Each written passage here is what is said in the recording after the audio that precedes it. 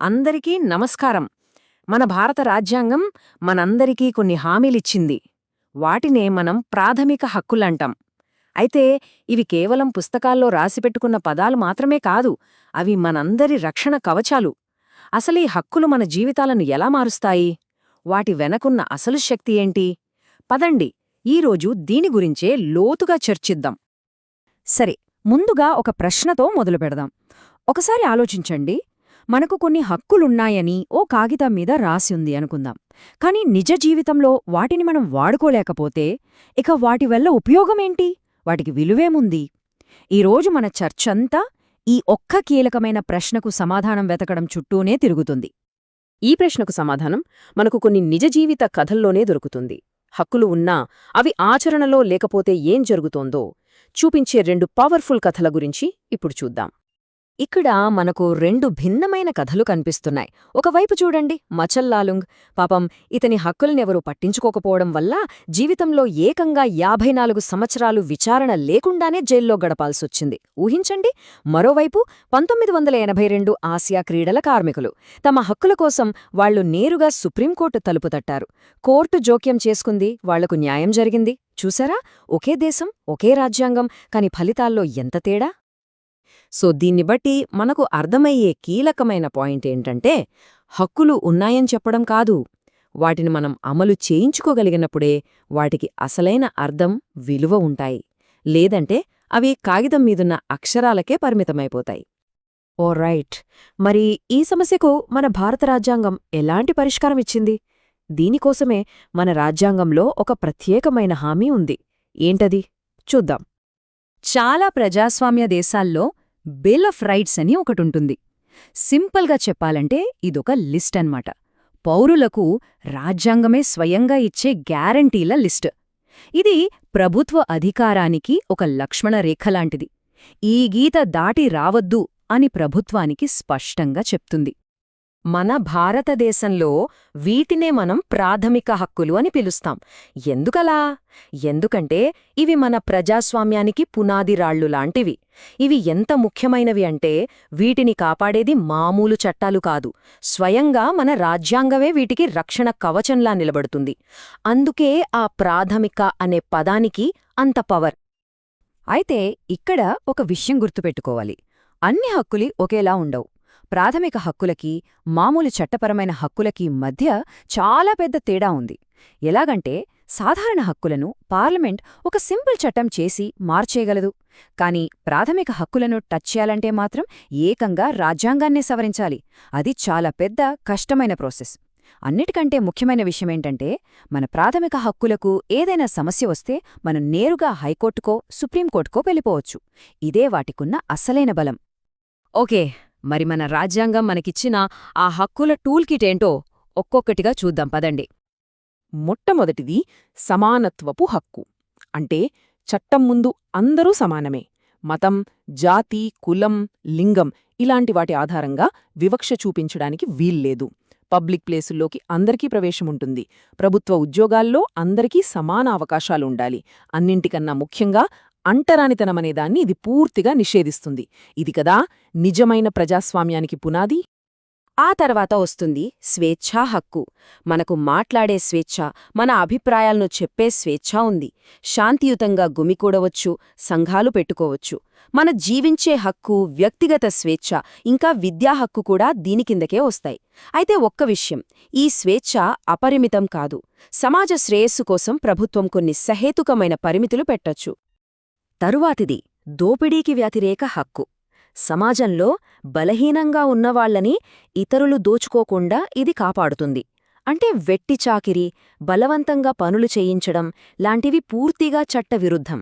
మనుషుల్ని అమ్మడం, కొనడం కూడా నిషేధం. అలాగే 14 ఏళ్ల లోపు పిల్లల్ని ప్రమాదకరమైన పనుల్లో, అంటే ఫ్యాక్టరీలు, గనుల లాంటి చోట్ల పెట్టకూడదు. మన దేశం అంటేనే రకరకాల మతాలు, సంస్కృతుల సంగమం కదా. అందుకే మతస్వేచ్ఛా హక్కు చాలా ముఖ్యం. ఎవరైనా సరే తమకు నచ్చిన మతాన్ని స్వీకరించవచ్చు, ఆచరించవచ్చు, ప్రచారం కూడా చేసుకోవచ్చు. అలాగే మైనారిటీలు తమ ప్రత్యేక సంస్కృతిని, భాషను కాపాడుకోవచ్చు. వాళ్లు స్వంతంగా విద్యా సంస్థలను కూడా ఏర్పాటు చేసుకోవచ్చు. ఇది మన భిన్నత్వంలో ఏకత్వానికి నిదర్శనం. ఓకే, ఇప్పటిదాకా మనం ఒక అద్భుతమైన హక్కుల లిస్టు చూసాం, చాలా బావుంది. కానీ అసలు ప్రశ్న ఏంటంటే, వీటిని మనం నిజంగా ఎలా వాడుకోవాలి? ఎవరైనా మన హక్కులను కాలరాస్తే ఏం చెయ్యాలి? ఈ ప్రశ్న మనల్ని అన్ని హక్కుల కన్నా అత్యంత ముఖ్యమైన హక్కు దగ్గరికి తీసుకెళ్తుంది. డాక్టర్ బిఆర్ అంబేడ్కర్ గారు దీని గురించి మాట్లాడుతూ, ఈ హక్కు రాజ్యాంగం యొక్క హృదయం మరియు ఆత్మ లాంటిది అన్నారు. ఆలోచించండి, ఎంత పెద్ద మాట అది! దాని ప్రాముఖ్యత ఏంటో ఆ ఒక్క వాక్యం చెబుతుంది. అదే రాజ్యాంగ పరిహారపు హక్కు. అసలు ఈ హక్కు ఏం చేస్తోంది? ఇది ప్రతి పౌరుడికి ఒక సూపర్ పవర్ ఇస్తోంది. అదేంటంటే, తమ ప్రాథమిక హక్కులకు భంగం కలిగినప్పుడు మధ్యలో ఏ కోర్టుకు వెళ్లకుండా నేరుగా హైకోర్టుకి గాని సుప్రీంకోర్టుకి గాని వెళ్లే అధికారం. గుర్తుందా, మనం మొదట్లో చెప్పుకున్న మచల్లాలుం కథకి, ఆసియా క్రీడల కార్మికుల కథకి మధ్య తేడా ఇదే. ఈ ఒక్క హక్కు మిగతా అన్ని హక్కులకి ప్రాణం పోసింది. మరి కోర్టులు మన హక్కులను ఎలా కాపాడతాయి? వాటి దగ్గర రిట్స్ అని పిలిచే 5 పవర్ఫుల్ టూల్సున్నాయి. వీటిని స్పెషల్ ఆర్డర్స్ అనుకోవచ్చు. ఉదాహరణకు, ఎవరినైనా అన్యాయంగా అరెస్ట్ చేశారనుకోండి, హెబియస్ కార్పస్ రిట్ జారీ చేసి ఆ వ్యక్తిని వెంటనే మా ముందు హాజరుపరచండి అని కోర్టు ఆదేశిస్తుంది. లేదా ఒక ప్రభుత్వ అధికారి తన డ్యూటీ సరిగ్గా చెయ్యట్లేదనుకోండి, మాండెమస్ రిట్ ద్వారా మీ పని మీరు చెయ్యండి అని ఆర్డర్ వేస్తుంది. ఇవి మన చేతిలో ఉన్న చట్టపరమైన ఆయుధాలన్నమాట. రైట్, ఇక మనం చివరి విభాగానికి వచ్చేశాం. చూడండి, రాజ్యాంగం అంటే కేవలం వ్యక్తుల హక్కుల గురించి మాత్రమే కాదు, అది మొత్తం సమాజం బాగు గురించి కూడా ఆలోచిస్తుంది. సో, ఇక్కడ వ్యక్తిగత స్వేచ్ఛకి, సామాజిక శ్రేయస్సుకి మధ్య ఒక బ్యాలెన్స్ అవసరం. ఇక్కడే ఆదేశిక సూత్రాలు లేదా డైరెక్టివ్ ప్రిన్సిపల్స్ అనేవి వస్తాయి. ఇవి ఏంటంటే, ఒక మంచి, సమానమైన, న్యాయమైన సమాజాన్ని ఎలా నిర్మించాలి అని ప్రభుత్వానికిచ్చే గైడ్లైన్స్ అన్నమాట. అయితే ఇవి కేవలం లక్ష్యాలు, మార్గదర్శకాలు మాత్రమే. ప్రాథమిక హక్కుల్లాగా వీటిని అమలు చెయ్యమని మనం కోర్టుకు వెళ్లలేం. ఇది చాలా ముఖ్యమైన తేడా. సింపుల్గా చెప్పాలంటే, ప్రాథమిక హక్కులు ప్రభుత్వానికి ఇవి చెయ్యకు అని చెప్తాయి, అంటే ప్రభుత్వాన్ని కంట్రోల్ చేస్తాయి. అదే ఆదేశిక సూత్రాలు ప్రభుత్వానికి ఇవి చెయ్యి అని దారి చూపిస్తాయి. హక్కులు వ్యక్తిగత స్వేచ్ఛ గురించి మాట్లాడితే, సూత్రాలు మొత్తం సమాజం బాగు గురించి మాట్లాడతాయి. ఒకటి కోర్టు ద్వారా అమలు చేయొచ్చు, మరొకటి చేయలేం. ఈ బ్యాలెన్సింగ్ యాక్ట్ని అర్థం చేసుకోవడానికి ఆస్తి హక్కు కథ ఒక పర్ఫెక్ట్ ఎగ్జాంపుల్. మన రాజ్యాంగం వచ్చినప్పుడు ఆస్తి హక్కు కూడా ఒక ప్రాథమిక హక్కే. కానీ ప్రభుత్వం జమీందారీ వ్యవస్థను రద్దు చేసి భూసంస్కరణలు తేవాలనుకున్నప్పుడు ఈ హక్కు అడ్డొచ్చింది. ఇక్కడ ఒక వ్యక్తి హక్కు మొత్తం సమాజ ప్రయోజనంతో పోటీపడింది. చాలా సంవత్సరాల పాటు వాదోపవాదాలు, కోర్టు కేసుల తర్వాత చివరికి సమాజ శ్రేయస్సుకే ఎక్కువ ప్రాధాన్యత ఇచ్చారు.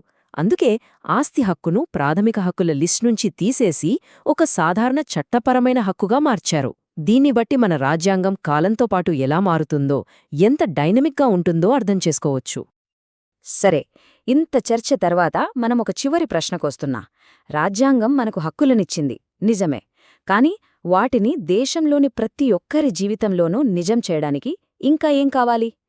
ఇది కేవలం కోర్టులు, చట్టాలు చూసుకోవాల్సిన పనేనా? లేక పౌరులుగా మనందరికీ కూడా ఇందులో బాధ్యత ఉందా? మన చైతన్యం అవసరం లేదా? ఈ ఆలోచనతోనే ఈరోజు ఈ విశ్లేషణను ముగిద్దాం.